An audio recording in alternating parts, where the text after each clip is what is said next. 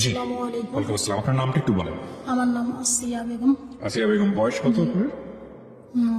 আনুমানিক 36 বছর পর 36 পাসপোর্টে বছর। দিয়ে আছে, এমনকি 40 বছর ধরে। জেলা কোথায়, কোন জেলায় জন্মগ্রহণ করেছেন? আমার জেলা হলো রাজশাহী জেলা। রাজশাহী জেলা। শৈশব থেকে আপনি শুরু করেন প্লিজ। আমি ছোটবেলা থেকে দেখেছি আমার বাপ মা ভালোই ছিল, হ্যাঁ। আমার এই সংসারটা।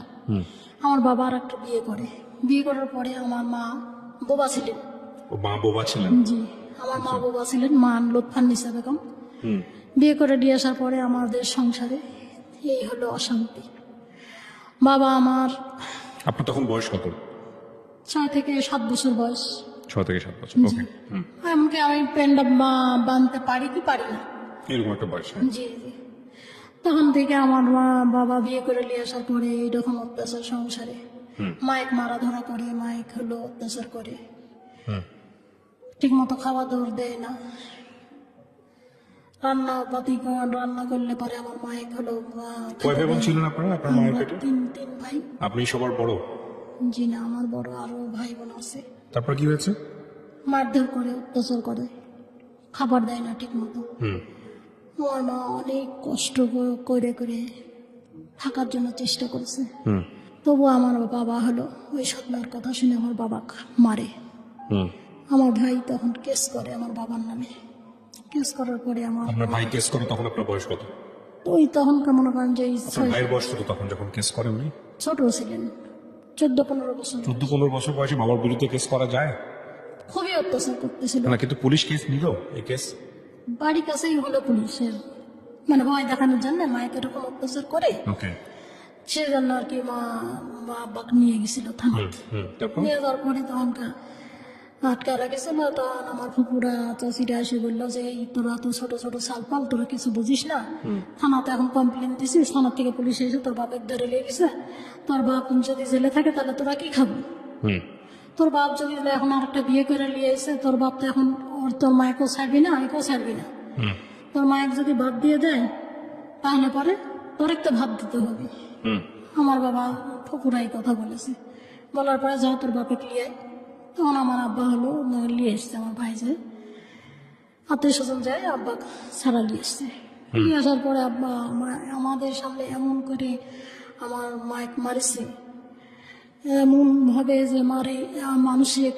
আমার মা খুবই ফর্সা ছিলেন, এই দিক দিয়ে লাঠি দিয়ে বাইরে আমার মায়ের ঘর থেকে বাইর করে দিয়েছেন। বাইর করে দেওয়ার পরে তখন আমার মা হাউমাউ করে কান্দে, বোবা মানুষ কোথায় যাবি? নানির বাড়িতে, বাড়ির কাছে কৃষ্ণপুরে, ওখানে মামা নানার খবর দিল, দিয়ে মামা নানারা আসে নিতে, আমার মা যায় না। আমারে বুকে করে নিয়ে আমার মা কান্নাকাটি করে যে আমি যাবো না, আমার এতদিনের সংসার সবকিছু ধরে আর দেখা দেয়, এগুলো আমার বুকে থাবা দেয় আর বলে যে এগুলো সবকিছু আমার, এগুলো থেকে আমি যাবো না। সেরকম ভাবে আমার মা অনেক কান্নাকাটি করে। ওই বয়সে আপনি ভাষাটা বুঝতেন আপনার মায়ের? আমার মায়ের ইশারা ভাষাটা আমরা বুঝতেন, সবাই বুঝতেন, হ্যাঁ। গোসল করা সবাই এগুলো আমরা বুঝতেন, বুঝতেন। ওকে। আমার মায়ের গরম করে লিয়ে গেল, লিয়ে যায় আমার মায়ের শিকল দিয়ে বেঁধে রাখছে আমার নানিরা। মায়ের শিকল দিয়ে বেঁধে রেখে আমার মামারা অনেক মারছে। আমার ভাই বোন বসে কান্দেছে, আমরা সবাই মিলে আমরা আমার নানি বাড়ি চলে গেছি।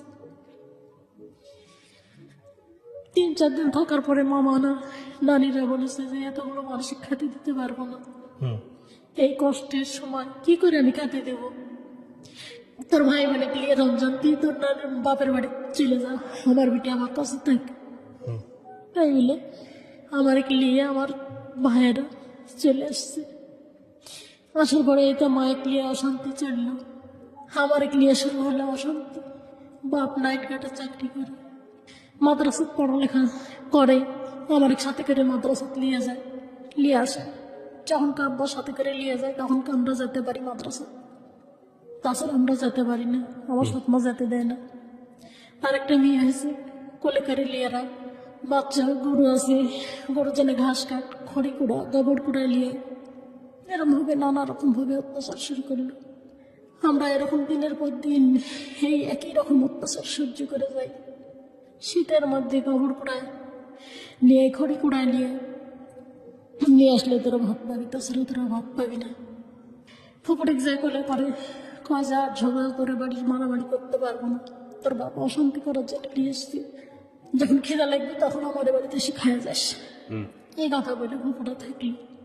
কিন্তু আমার কাজ হলো স্কুল যাওয়া বন্ধ, আমার খেলবাটি মাজা লাগবে, আমার গরুর গোবর তোলা লাগবে, গরুর গোবর করে নিয়ে লাগবে, আমার এরম ভাবেই চলা লাগবে। ফুপুরা কাজ যাই তো একটা মূর্খ মেয়ে বিয়ে করে নিয়ে এসে এর আগে বাবা মেয়ে বিয়ে করে নিয়ে আসিস, সালফলগুলোর জীবন নষ্ট। এখন একটা মূর্খ মেয়ে বিয়ে করে নিয়ে এসে সালফলগুলোকে স্কুলে দিস না, এই সালফলগুলোর ভবিষ্যৎ কি হবে তোর? কিসের জানে সালফলকে স্কুলে দিস না? কারণ কাজে ওরা যদি না যায় তা আমি কি ওরা পিছনে করবো না আমার কর্মর দাম দাঁত করবো? আমার আব্বা এগুলো কথা বলে, বলার পরে আমার সৎ মাইক বললো যে ওরাকে স্কুলে পাঠাবো।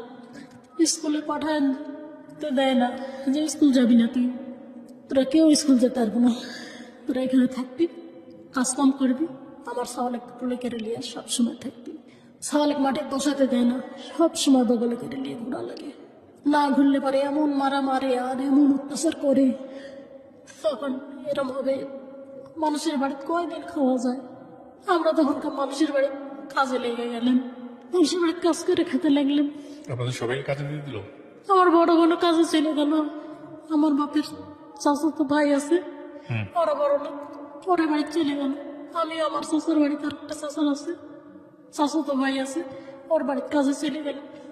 একটা ছোট বোন থাকলো, সেই ছোট বোনটা আব্বার কাছে রাখে। মেজো ভাই চলে গেল কোথায়, মেজো ভাইয়ের আর কোনো খোঁজ খবর নাই। বড় ভাই বগুড়া ভর্তি করে দিয়েছিল স্কুলে লেখাপড়া শেখানোর জন্য, সেখানে বড় ভাই চলে গেল। আমরা যার যার মানে তার শেষে চলে গেল, উঠে গেল স্বপ্নের বুকের সামনে থেকে। এই আমাদের মানুষের বাড়িতে কাজ করি, খাই। বাড়ির যদি আসি, বাড়ির কাছে চাচার বাড়ি, বাড়ির যদি আসি, বাড়িতে এসিস কিসের জন্য? যেখানে থাকিস, যেখানে খাস, যেখানে কাজ করিস সেখানে থাকার জায়গা নাই, ওরা থাকার জায়গা দিতে পারে না, বাড়িতে আসবো না। আর বাড়িতে যদি আসতে হয় বকরি আছে, বরকি চড়াবো, গরুর ঘাস কাটবো, গরুর ঘাস কাটতে যদি যাই, গরুর ঘাস কাটতে গেলে পরে চাষির বাড়ি তার বলে যে তোর মায়ের গরুর ঘাস কাটতে যাস, আবার এখানে আসছিস কিছু জানে, তোর মায়ের কাছে থাকবি, মায়ের গরুর ঘাস কাটিস আর আমার এখানে খাবি। তা আমার এখানে থাকতে হলে একভাবে থাকতে হবে, তোর মায়ের গরুর ঘাসও কাটতে পারবো না, গরুও চালাতে পারবো না, ভর্তিও চালাতে পারবো না, আমার এখানে একভাবে থাকা লাগবে। তখন কি করবো? ওই চাষির ওখানেই থাকি, রাত্রে এসে বাড়িতে ঘুমাই, দুপুরবেলা চাষির ওখানে একবারে খাইয়ে দেয়, বিকালবেলা চলে আসি, আসে বাড়ি ঘুমাই, ঘুমানোর পর সকালবেলা আবার উঠে চলে যাই। এরকম ভাবে আমার জীবন চলছে, চলতে চলতে বড় হলে দেখে শুনে বিয়ে দিল, বিয়ে দেওয়ার পরে এরকম কষ্ট। বিয়ে দিল চাষিটা মিলে, সবাই মিলে সাহায্য তুলে 7,000 টাকা যৌতুক, কানে চেরানি সোনার জিনিস চাইছিল শ্বশুর বাড়ির থেকে। আপনার যখন বিয়ে হয় তখন আপনার বয়স কত? তখন আমার বয়স হলো 15 থেকে 14 বছর বয়স। আচ্ছা। বড় বোনকে ওরকম ইতিমধ্যে বিয়ে দিয়ে দিছে। বাবা দেখে আসলো, আমার চাচাতো ভাই, ফুফাতো ভাই যায় দেখে আসলো, দেখে এসে বললো যে 10 বিঘা সম্পত্তি আছে, আর কিছু না হোক তো ভাত খাই দিয়ে বেলা বাঁচতে পারবি, ওখানে দিয়া ভালো। বিয়ে দিয়ে দিল। যেদিনকে বিয়ে হয়ে গেলাম সেদিন আমার শাশুড়ির অত্যাচার, প্রথম দিনই অত্যাচার প্রথম দিনই অত্যাচার। কি অত্যাচার কান করেছে? কান দেখতেছে, যে কানে দেখি কি দিছে, আচ্ছা। কি মানে জিনিস নিয়ে এসছে দেখি, তাই কয়ে আমার শাশুড়ি সব কিছু দেখতেছে, কান দেখতেছে, হাত দেখতেছে, গুলো দেখতেছে, মানে গোল্ডের কিছু দিয়েছে কিনা? গোল্ডের কিছু দিছে নাকি, সব কিছু দেখতেছে। যে কানে টিয়ারি করে জিনিস দিয়ে দিয়ে সাজা দিয়ে পাঠাই দিছে।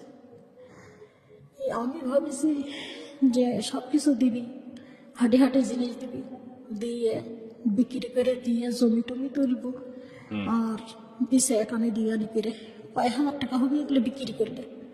এটা বলতেছে আমার শাশুড়ি বলতেছে এগুলো নিয়ে যা দিয়ে এসে যা যা দিতে চাইছে তাই তাই লিয়াই, কালকেই যেন সব কিছু নিতে আসবি, বাপ মা ভাই ভাইয়েরা নিতে আসবি, সব কিছু নিয়ে আসিস। এই করে সারা রাত বকর বকর বকর বকর করলো। শ্বশুর ছিল না আপনার? শ্বশুর ছিল, এরকম একটা এত বড় ঘর, মাজার দিয়ে মাটির দেওয়ালের ঘর, একটা ছোট্ট ঘরের মধ্যে আলাদা করা, পার্টিশন করা। পার্টিশন করা, মাটির ঘর। আপনার আপনার হাজবেন্ড কি করতো? আমার হাজবেন্ড হলো কৃষি কাজ করতো, বেশি কাজ করতো। আর এর হলো আমার শ্বশুরের 28 বিঘা সম্পত্তি ছিল। 28 বিঘা সম্পত্তি। 28 বিঘা সম্পত্তি। আপনার মানে শ্বশুরের ছেলে কয়জন ছিল? ছেলে 3 জন। আপনার হাজবেন্ড কি 3 বড়? মেয়ে। ছোট আমার হাজবেন্ড। ওকে, তারপর? আমার স্বামী, ওরা কাজ করে না, বেশিরভাগ ওরা শুয়ে বসেই খায়। শ্বশুরও শুয়ে বসে খায়, স্বামীও শুয়ে বসে খায়। এটা কিভাবে সংসার চলে? আমার বাপ দেখি যে সারাদিন পরিশ্রম করে, রাত্রে নাইট ডিউটি করে গার্লস স্কুলে। ভোর 6টার সময় উঠে এসে একবার স্কুল মাদ্রাসার যাবি, আবার স্কুলে প্রাইভেট পড়াবি, আবার ইমামতি করবি, মসজিদে আজান দিবি, বিয়ের যদি দাওয়াত পায় সেই বিয়ে পড়াতে যাবি। আমার বাবা এক মুহূর্ত বসে থাকে না। আর এরা বসে থেকে সংসার চলে কি করে? এটা তো নুন আনতে পান্তা ফুরে যায়, জমি বিক্রি করে আর খায়। না, আপনার এই যে গোল্ডের জিনিসপত্র নিয়ে যেটা প্রবলেম হলো, পরের দিন কি হলো? পরের দিন ওটা তো মনে করেন যে আমি সবাক বললাম যে আমি আর ওই বাড়ি যাবো না।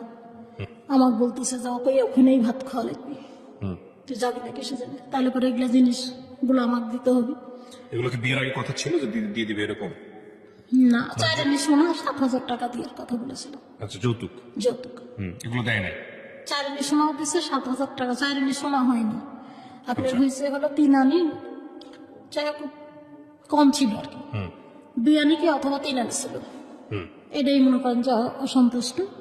আর ভাবিছে যে ওই আত্মীয় স্বজন বড় লোক দেখে গেছে তো, মনে করেছে যে আত্মীয় স্বজন মেলা কিছু মান দিবে। আচ্ছা, কিন্তু ওই 7,000 টাকাই মনে করেন যে আত্মীয় স্বজন জোগাড় করে দিয়ে বিয়ে দিচ্ছে। জি, বুঝতে পেরেছি। তারপর? ওই বিছনাকে যা কিছু লাগে পরের দিন এসে বললাম যে আমাকে হলো কালকে হলো শীতের মধ্যে পৌষ মৌসুমের শীত, আমাকে হলো ল্যাপ দেয়নি শীতে, খালি দিয়ে শোয়া রাখেছে।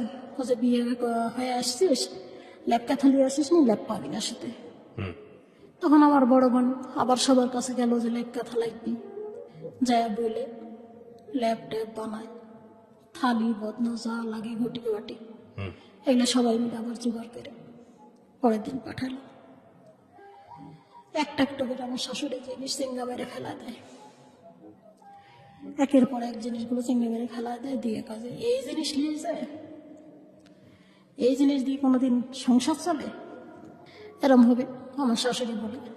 আমি তখন বললাম যে দেখো, তোমার বাপ মা দেখে শুনে নিয়ে এসছে আমার সৎ মা ঘরে, কেউ কিছু দিতে পারবি না, যাটুকু দিছে সেটুকু হলো আমার আত্মীয় স্বজন সবাই মিলে দিছে।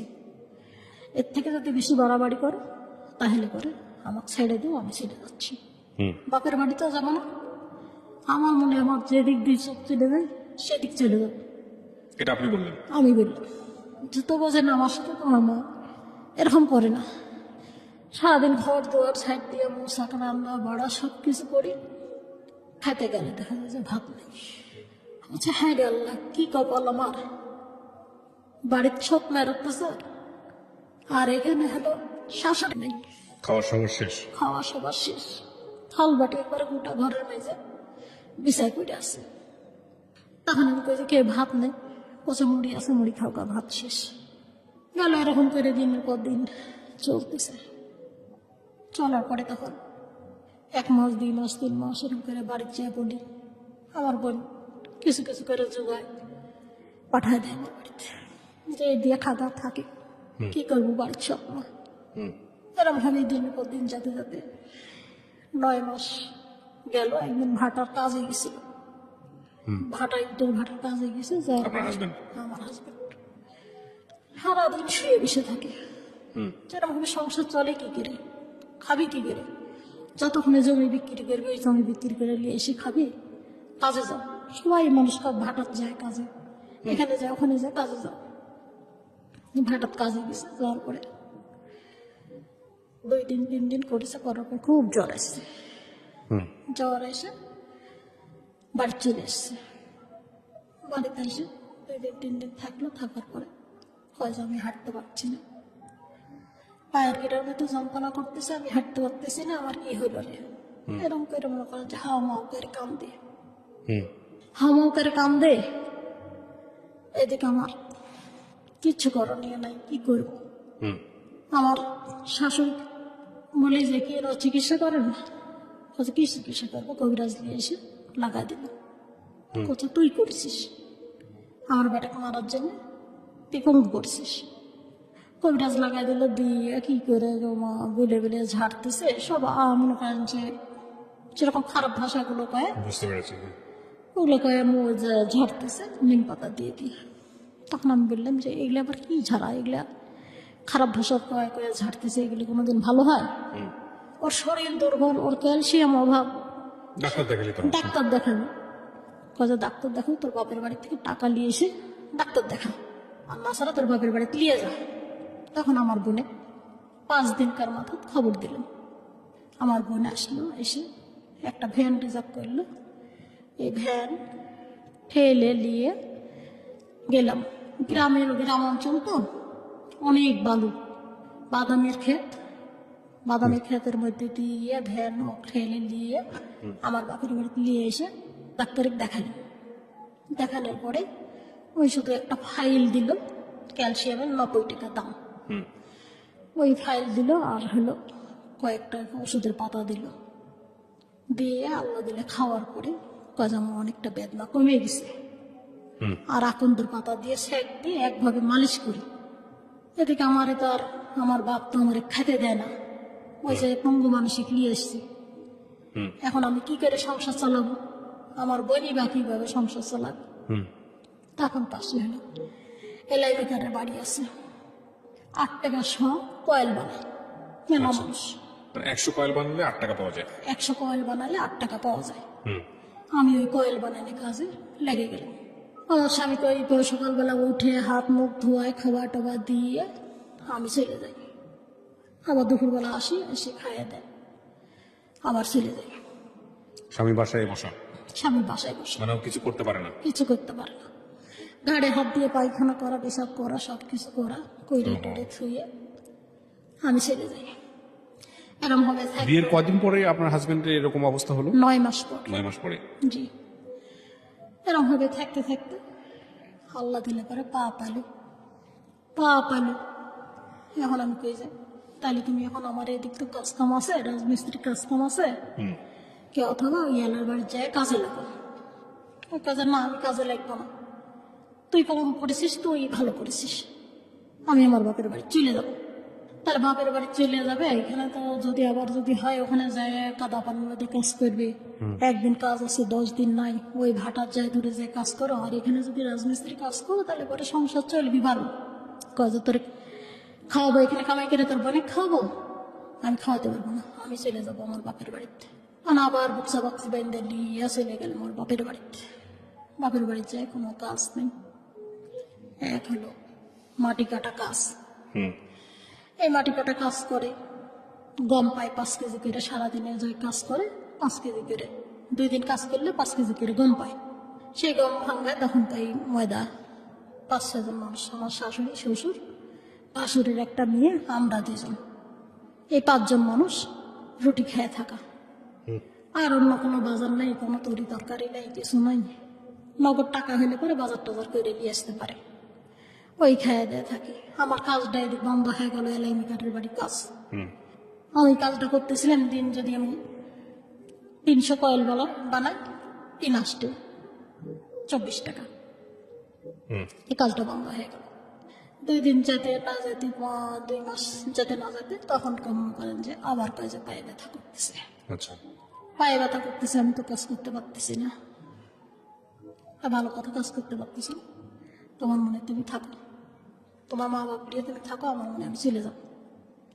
ইতিমধ্যে মনে করেন যে আমার পেটে বাচ্চা, আমার বাপের বাড়িতে আমি চলে যাবো, তোমার মনে তুমি থাকো। এরকম ভাবে আমি থাকতে পারবো না। একজন মানুষ কাম করবে, 5 জন মানুষ খাবে, তোমার বাপ জোয়ান তাগড়া বাপ, সে যদি কাজ করে তাহলে পরে সংসারটা সচ্ছল হয়।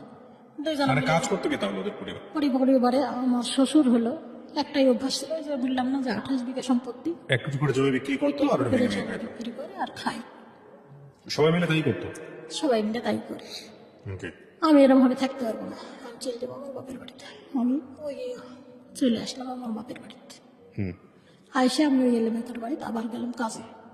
আর এলেমেকার কয় কি, ধর তোরা 10 দিন এখানে থাকিস, 5 দিন আবার ওখানে যা থাকিস, আর কাজে লিব না, যা ভাগ, কাজে লিব না। তো বললাম দেখেন ভাই, কাজে নেন, আমার তো চলা লাগবে। কয়ে বইলে আমি ওখানে আবার কাজে লাগলাম। তখন দেখছি 5 দিন না যেতে আমার স্বামী আবার ফিরে এসে তখন তো বলছে তুমি কাজে লাগিস, তাহলে আমিও কি কাজ করবো, রাজমিস্ত্রির কাজে যাও, আর নাসারা এলাই ভাইয়ের বাড়িতে যে প্লাস্টিকের ছোট ছোট ফ্যানগুলো আছে না, ওই পাখাগুলো বানায়, ওইটা বানাতে থাকো। তখন বললো যে না, এটা এমন বানায় তো পারবো না, মেলা শক্তির কাজ। আমি বললাম যে মাটি কাটার থেকে শক্তি, মেশিন টাইনে কাজ করবি, দাঁড়ায় থেকে নাই, রোদ নাই, বৃষ্টি না, মাথা ধরে বোঝাটা না, দাঁড়ায় থেকে থেকে কাজ করো, দেখো 1 দিন 2 দিন শিখতে শিখতে একদিন শিখে যাবে। এলাই মেকার কাজে লিবি না, কাজ 2 দিন পর তোর স্বামী পোলাবি, কাজে লিব না। আমি বললাম যে দেখেন ভাই, আমার সমস্যার কারণে আপনার বাড়িতে আসছি, আমার ওই কয় যে না লিব না। তা আমার বোন যায় আবার ওর হাত পা চেপে ধরলো, কাজে নেন ভাই, তাছাড়া কি করে চলবি আর, ওই ভারী কাজ করতে পারে না, পা ব্যথা করে, কাছের তালে লাগাই দিগা। ওর বোন এসে হাত পা ধরলো, তখন কাজ করলে যে তালে লাগাই দিগা, যদি পালা যায় মনে কর যে আর লিব না, আসে কাজে লিছি, এখন আবার ওকে এসে লাগাচ্ছিস, যদি পালা যায় লিব না। তখন কেমন করেন যে লাগাই দিল, এই করতে থাকি থেকে থেকে পোলা চলে যায়, 2 মাস 4 মাস থাকে, পোলা চলে যায়। হয়তো তুই এখানে চলে আয়, তারপরে ভাত দেবো, নাচার ছেড়ে দেবো। নাচার আমার মা বাবা বিয়ে ঠিক করেছে, আমি বিয়ে করবো। তখন আবার আমার বোন ভয় করে যে যা, আমি কাছে যাবো না, তুই যা। এরকম ভাবে আমার বোনের সাথে তর্কি হয়, তুই যা, আমি ওর সাথে যাবো না। ওই বাড়িতে আমার কি এখানে 324 টাকা যদি কাজ করি, আমি যদি 100 চাল কিনি, আর বাকি টাকা দিয়ে যদি বাজার করি, আমার দিব্যি চলে যাবে দিন। আমি ওখানে যাবো না, ওই থাকুক ওর বাপ মায়ের বাড়িতে কয়েকদিন থেকে, তারপর এমনি আসবি। হ্যাঁ, 10-12 দিন 15 দিন পর আবার ছিটে চলে আসে আপনার হাজবেন্ড। চলে আসার পরে আমি কাজে নিতে চাই না, আবার ভ্যান ভ্যান করে আবার লাগাই দেয়। এরম ভাবে থাকতে থাকতে মনে করেন যে ওই বাড়িতে থাকলেন 9 বছর, 9 বছর কিছু কিছু করে টাকা জোগায়। বাচ্চা কাচ্চা হলো আপনার? হ্যাঁ, একটা মেয়ে হয়েছে, বড় মেয়ে। ওকে। বাচ্চার বয়স কত তখন, যখন আপনার 9 বছর থাকার? আর 9 বছর থাকার পরে তখন আমার মনে করেন যে আইসি এখানে 8 মাস পর বাচ্চা হয়। আচ্ছা, বাচ্চার বয়স তাহলে 8-9 বছর। 8-9 বছরই বাচ্চার বয়স। কিছু কিছু করে টাকা জোগায়, ব্যাংকে রাখছি, ভবিষ্যতে যে লাগবে বিটি বিয়ে দিতে, ব্যাংকে রাখেছি। তখন আবার একদিন ওর বাপ চলে আসে, ওর বাপ আসেনি, ওর বড় ভাই আসছে, বকুল নাম। বড় ভাই এসে বলছে যে আমার মেয়ের নাম মৌসুমি ডাকেছি, মৌসুমি মা, আব্বা তাই হলো চেলাহাজি, ওখানকার পাশের বাড়ি চেলাহাজি নাম, রাহাতুল্লাহ হাজি মাস্টারের চাকরি করে, ওর কাছে হলো জায়গা বিক্রি করে দিচ্ছে বাড়ি ভিটা।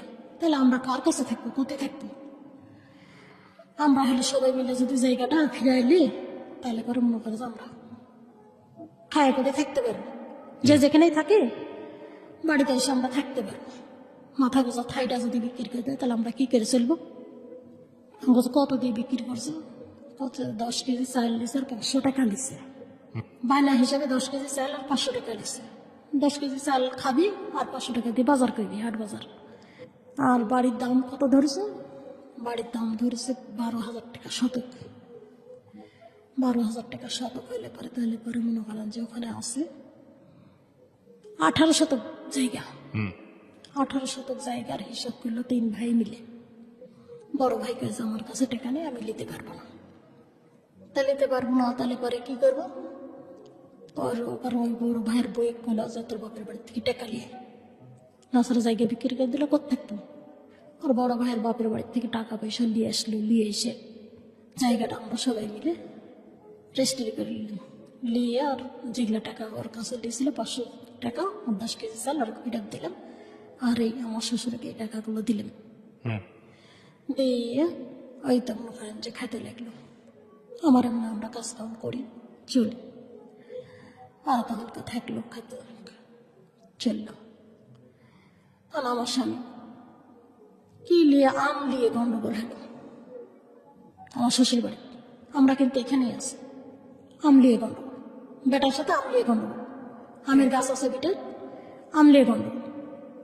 মায়েরা ফাটাই দিছে আমার শ্বশুরে, ফাটাই দেওয়ার পরে তখন হাওয়া করে কানতে কানতে চলে এসে কি হয়েছে, মারিছে, কে জানে আম দিছে, আম পাড় সব পাড়ে নিয়ে চলে যাচ্ছে বকুলের বউ, এটা বাধা দিছে, সেই জন্য এরকম করে মায়েরা ফাটাই দিচ্ছে। এর কি বিচার করবে করো, আমরা কি বিচার করবো? আপনার বেটা আপনারা বিচার করেন গা না, এর বিচার করা লাগবে। 3 বোন চলে আসে, আমার শ্বশুরের বোন শুধু চলে আসছে, আইসে বলতেছে যে কি বিচার করবে, এগুলো করো। কোনো বিচার আমরা করতে পারবো না, আমরা কাজ করি, ভাত খাই। আমি সব কিছু ছেড়ে দিয়ে চলে আসি, এগুলো জঞ্জল করতে পারবো না। আমার এখন একটা ছাল হয়েছে, ছালে কামার ভবিষ্যৎ করা লাগবে। আপনার কাছ থেকে ভিটা মাটি কিনে নিয়ে লাগিছে, এখন ওইখানে একটু মাথা গোচানোর জন্য থাই করা লাগবে। এই বিচার করার জন্য বেটা পিরিলিয়া চলে গেল। আমার বেটা, হ্যাঁ, এক বেটা মারিছে, আর এক বেটা বিচার করবি না, বেটা ক্লিয়া চলে গেল।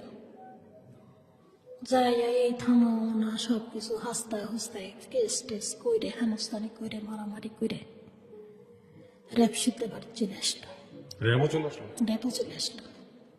র্যাপ এসে মনে করেন যে ধরে হচ্ছে করে পিটাইল।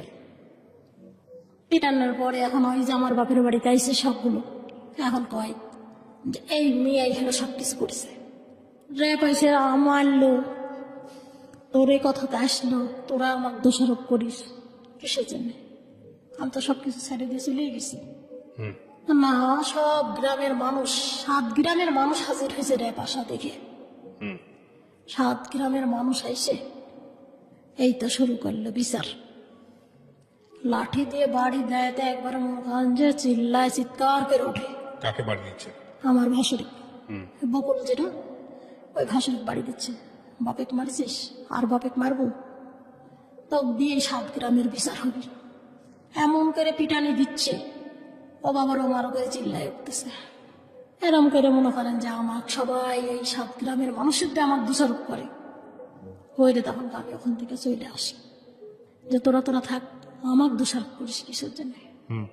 চলে আসলাম। চলে এসে ওর মা বাপ লিয়ে থাকতে লাগলো। থাকার পরে আবার দেখতেছি কিছুদিন পর আসতেছে।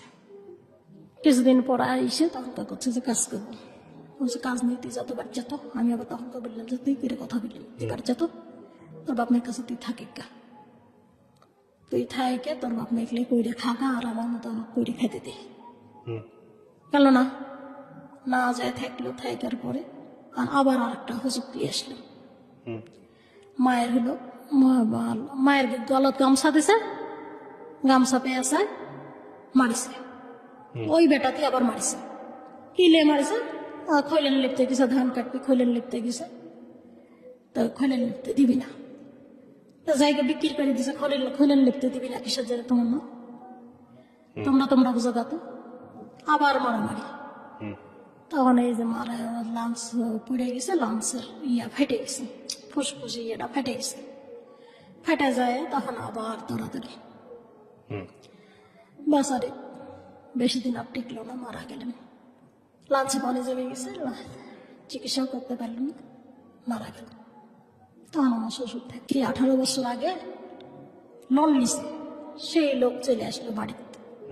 হয় দিন না ছাড়া ধরে নিয়ে যাবো। তখন আর কোনো বেটা বেটি কেউ আগায় না।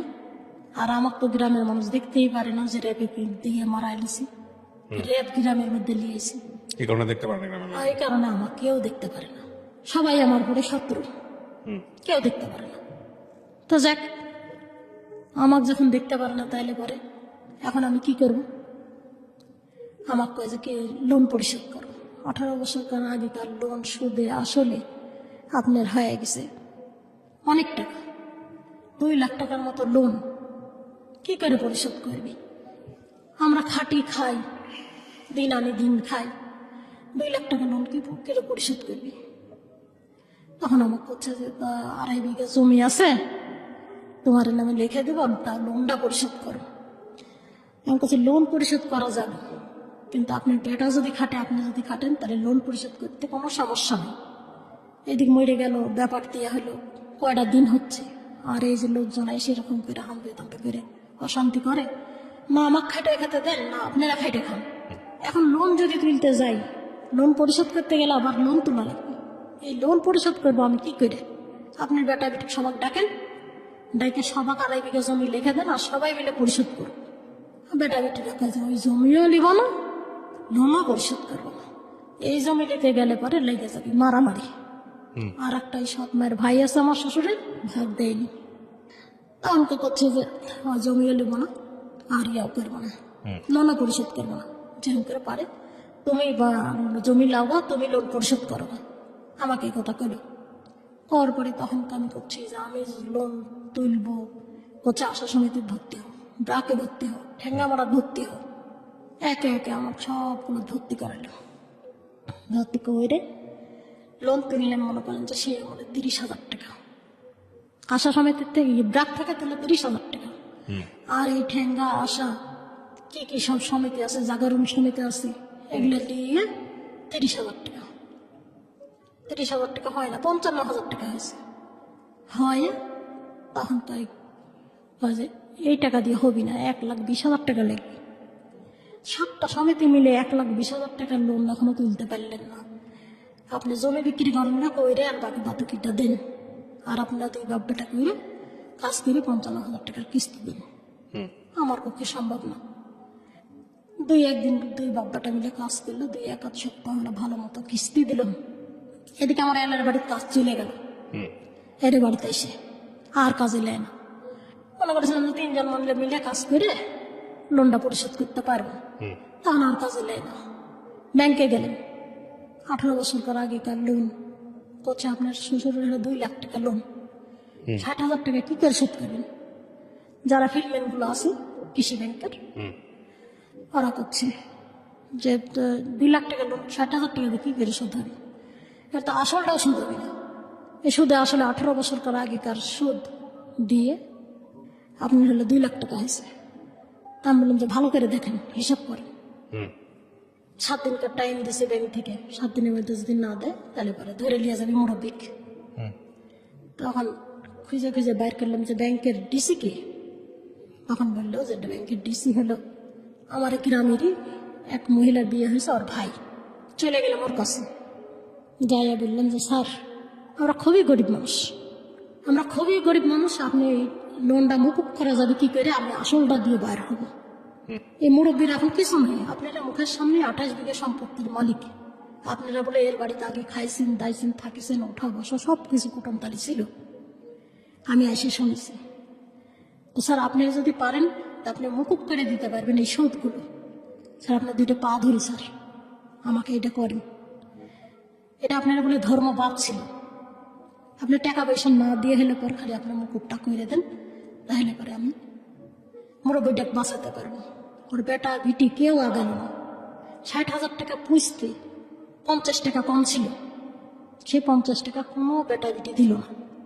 আমি ওরই ওখানে মাস্টার রোডটা ছিলেন, ওর বইয়ের কাছ থেকে নিয়ে এসে 50 টাকা দিয়ে আমি পূজা দেন টাকা দিয়ে নিয়ে গেছি।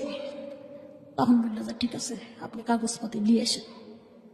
ওই ডিসির কাছে যাইয়া কাগজপাতি নিয়ে যাইয়া লিখে দিল, দিয়ে ওই কাগজ নিয়ে এসে ব্যাংকে জমা দিলেন। লোনের বিষয় ওটা পরিশোধ করে দিয়ে তখন মনে করেন যে 60,000 টাকা লোন, তখন 52,000 টাকা দিয়ে চলে আসলেন। ওটা মুকুব হয়ে গেল। এই তো তখন আমরা আর কিস্তি দিতে পারি না, চলে গেলাম ঢাকা। কিস্তালা এসে ঘুরে কিস্তি দিতে পারি না, ঢাকা তোলা চলে গেলাম। কত সালে, কয় বছর আগে? 13 সালে। 13 সালে। জি। ঢাকা যায় কাজ গার্মেন্টসে চাকরি নিলাম। জিরাবো আছে না, আমার শ্বশুর বাচ্চা কাচ্চা নিয়ে এসে আমার বড় মেয়েটা 12-13 বছর বয়স হলো, তখন তো আমি এসে গার্মেন্টসে ওই মেয়েকে সাথে ঢুকাই দিলাম, দিয়ে 2 মা বেটি গার্মেন্টসে চাকরি নিলাম। আমার স্বামীর কাছে চাকরি করে ঢুকো, লোক নিবি, ওই কাজে আমি চাকরি করবো না। এই বাপ বেটা ঘরের মধ্যে বসা 2 মা বেটি খেটে নিয়ে আসি, রাত 12টা পর্যন্ত ডিউটি করি। আইসে মনে করেন যে হামবে তাম্বে করে খুব চিল্লাচিল্লি, ভাড়াটিয়ে বাড়িতে মুখ খারাপ করে। ঠিক মতো রান্না নেই, ঠিক মতো খাওয়াইলে নাই। গার্মেন্টস করিস কে রান্ধে দিবি? তোমার কায়দি বাপটা বসে থাকো, রানলেও তো করো, আমার উপর বসে থাকো, আমরা কামাই করে দিয়ে এসে দিচ্ছি, তোমরা রান্দিও খেতে পারবে না। এরকম ভাবে মনে করেন যে না না ওরকম করে মুখ খারাপ। লোন এখন পরিশোধ হয়ে গেছে, তুই কে তো চিনি না। আমার শেষ করছে যে ঠিক মতো খাইতে দিতে পারলে দেবে, না দিতে পারলে খবর যে বাইরে চলে যায়। এই লোকজন ডেকে চিল্লা চিল্লি মারামারি শুরু করে দিল। বর্তমান সবাই এখন হলো, আমি বিদেশ গেছিলাম, এরকম বিদেশে গেলে এরকম অশান্তি। বিদেশে দেওয়া যায় আমার কাজ কাম করি, এই যে এইসব অশান্তি থুই আমার স্বামী মনে করেন যে আর একটা মেয়ের সাথে সম্পর্ক করতে লাগলো, ঢাকার যায়, তখন আমার দিতে পারে না। আমরা তখন মা বিটি বুদ্ধি করে আমি বিদেশে চলে গেলাম। আচ্ছা, বিদেশে যাই দেখি যে ওরকম ওই বাড়িতে এক মা আছে, 3টে মেয়ে আছে, আর ওরা 3 ভাই। সারাদিন কাজ কাম করি, সারাদিন পর একটা রুটি দেখাতে। এত বাজে অবস্থা। গরিব মানুষ, সারাদিন পর একটা রুটি দেয়। আমরা 2 জন নিয়ে গেছিলাম বাংলাদেশ থেকে, একটা মেয়ের বাড়ি আর একটা মায়ের বাড়িতে। 3-4 বাড়িতে কাজ করালে, এই বোনের বাড়িতে ওই বোনের বাড়িতে কাজ করালে, নিয়ে 1000 টাকা বেতন, সারাদিন একটা রুটি। এই করে থাকলেন। তা বাড়িতে হলে কথা বলা লাগবে, আমার বাড়িতে কথা বলতে দেয় না, যে না বাড়িতে কথা বলতে পারবো না। থাকতে থাকতে মনে করেন যে 11 মাস থাকলাম, আর একটা বাঙালি আসলো। এই আমার সাথে যে বাঙালি কিছু, ওই বাঙালি পলায় গেল। পলায় যাওয়ার পরে তখন আমাকে ওই বাড়ির সহকারে কাজ করা লাগে। এত কমপ্লেন দিই, কিছুই হয় না, কিছুই হয় না, কোনো বিচারও নাই, কোনো আইনও নাই। আবার উল্টে আমাকে নিয়ে গেল অফিসে। আমি বলি যে আমাকে বাংলাদেশে দে, আর না ছাড়া আমাকে হলো নেট দে। তার বাড়িতে আমি একটা করে রুটি সারাদিন খায় না খায় কাজ করি, কোনো কথা কব না, কিন্তু আমার বাড়িতে কথা বলার জন্য নেট দে। কথা নেট দেবো না, তুই থাকলে থাক, না থাকলে চলে যা। আমি যে থাকবো না, এই কথা বলার সাথে সাথে কইছে যে থাকবো না। আগের দিন কইছি, পরের দিন আমার টিকিট কেটে পাঠাই দিছে। আচ্ছা, পাঠাই দিছে, তখন আমি চলে আসছি। এর মধ্যে মনে করেন যে কাজ করবো না, কাজ করবো না কইছি, অফিসে নিয়ে গেছে, নিয়ে যাই বেটাকে দেখাই দিয়ে আমাকে বেটা মারিছে। অফিসের বেটা, ওই আর্মি বেটা আমাকে মারিছে। মারার পরে আইসে কয়েকদিন থাকেছে, থেকে আমাকে কইছে যে আমাকে দেশে পাঠায় দে। দেশে আইসে আবার মনে করেন যে নতুন করে পাসপোর্ট করে মদিনাত গেলেন। মদিনাত যায়, এই বাড়িটা এত ভালো, খাওয়া দাওয়া কোনো কিছুর অভাব নেই। ওই যে আমি তখন জিজ্ঞাসা করলে, আমার 3 মাস হয়েছে, জিজ্ঞাসা করলে যে কে তোর বাড়িতে কে কে আছে? আমি বললাম যে আমার স্বামী কাজকাম করতে পারে না, আমি বিদেশে এসেছি, আর আমার বাড়িতে হলো ভাঙ্গা একটা বাড়ি আছে। আমি এবার ছবি দেখালাম যে এই ভাঙ্গা বাড়িটা আছে, আমার চলাফেরা বড় বিপদ। তখন ওরা মনে হয় কিছু করলো নাকি অনুদান দেওয়ার জন্য, বলে যে ছবি কর, তোর বাড়ি হবে বাড়িতে। আমি আর এটা জানি না, আমার মোবাইল দিয়ে কি করেছে ওরাই ভালো জানে। আমি কাজকাম করি, খাই দাই থাকি। এরা কয় যে মালয়েশিয়ার থেকে, দুবাই থেকে মেলা টাকা আসছে, কেতির ফুনুস, মানে ফুনুস মানে অনেক টাকা আসছে, তাই বলে কেতির ফুনুস। তখন ওর ছোট বেটা 1 মাস 2 মাস টাকা সব কিছু করা হলো। এর ছোট বেটা ওই আগের জিদ্দার মালিক আর এই মদিনার মালিক মারামারি। আমি কিন্তু কিছুই জানি না, মারামারি অনেক পিটাপিটি হয়ে গেছে। 2 জন 2 জনের জায়গা থেকে এই মদিনার মালিক হলো জিদ্দার চাকরি করতো, তাকে এখানে নিয়ে আসলো। আবার এই মালিকে আবার দিল হলো জিদ্দার মানসিক জিদ্দার দিল, মদিনার মানসিক মদিনাত নিয়ে আসলো। নিয়ে এসে মারামারি। তারপরে আমি কই যে কি হয়েছে রে, আর একটা বাঙালি মেয়ে আছে, কি হয়েছে? তখন বলছে এরা মারামারি করছে, তোকলিয়ে মারামারি করছে। তাছাড়া আমাকে মারামারি করবি কিসের জন্য? তখন ওই আবার খারাপ ভাষা করছে, তোকে হাঙ্গা করবি। বলছি এবার কিন ভাষা, এটাই ভাষাটা ভালো করে বলিস। আমি এবার এই কথা বললাম, ভাষা ভালো করে বলিস। এটা আবার কোন কিরকম ধরনের কথা কইস রে? যাই হোক, এটা কি হয়েছে? আপনি থাকতে পারছেন ওখানে নাকি না, চলে আসছেন? ওখান থেকে তখন এই লোক ওই ছোট বেটার সাথে বিয়ে দিবি, বাজার ঘাট সব কিছু করেছে, করে তখনকার বিয়ে দিবি। আমি বলেছি যে না, আমি বিয়ে করতে পারবো না, কারণ আমার ছোট চাউল আছে, আমার স্বামী কাজ করে না, আমার আরো বৈনিক চালাতে হয়, আমার 6টা পুষ্য চালাতে হয়, আমি বিয়ে করতে পারবো না। 10 দিন ধরে ঝগড়াঝাটি চলে, খাওয়া দাওয়া সব কিছু বন্ধ। 10 দিন ধরে ঝগড়াঝাটি চলে, ঘরের দুয়ারের সামনে সব সময় জন্য লোক থাকে, ছাল পাল নাতিপুতি সব কিছু বাড়ির মধ্যে জমজমাট থাকে, গান গায়ে গীত গাচ্ছে, ইয়ে করতেছে। 10 দিন পরে যখন দেখেছি উঠেছে, উঠে দেখি যে ফাঁকা পাইছি দরজাটা। আমি পলাই গেছি, পলায় যায় হারামে গেছি। 1 টাকা নিয়ে ওর কাছ থেকে 1 টাকা নিয়েছি, আমি 1 টাকা নিয়ে পলাই গেলাম। আমার কাছে কোনো টাকা পয়সা নাই, মোবাইলটা লিছে নিয়ে 1 টাকা লিছে নিয়ে এই বোরখাটা পরে আমি পলাই গেছি। স্যান্ডেলও নেই। আমি একটু ছোট করে যদি জানি, আপনি দেশের বাইরে গিয়েছিলেন কত সালে? দেশের বাইরে গেছি আমি 17 সালে। রিটার্ন আসছেন কত সালে? কতদিন ছিল না? 17, 18, 19, 20, 21। এই 3 বছর থেকে দেশে কিছু করতে পেরেছেন? 3 বছর থেকে খালি ওই ডাইস মেশিন করেছি। করে আমি ব্যবসা শুরু করেছিলাম। সেই ব্যবসাটা পুলিশবাদী কেস হচ্ছে, কেন করতে দেয় না। হয়তো অবৈধ ক্রিম ঘরে, এটা মানুষের ফ্রেশ নষ্ট হয়ে যায়। ও আচ্ছা আচ্ছা। 2 দিন পর পর সাংবাদিক আসে, 2 দিন পর পর পুলিশ আসে। তো আপনি ক্রিমের ব্যবসায় গেলেন কেন? আমি ক্রিমের ব্যবসা করি না, কুইটেটা বানাই।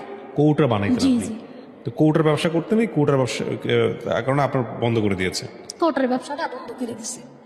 এখন আমার একেবারেই চলা বলতে বড় বিপদ। 3-4 মাস হলে বড় মেয়ে তুলেছে, 60,000 টাকা লোন তুলেছে। আপনার সংসার, আপনার কে কে আছে সংসারে এখন? সংসারে 2টা মেয়ে আছে, হুম।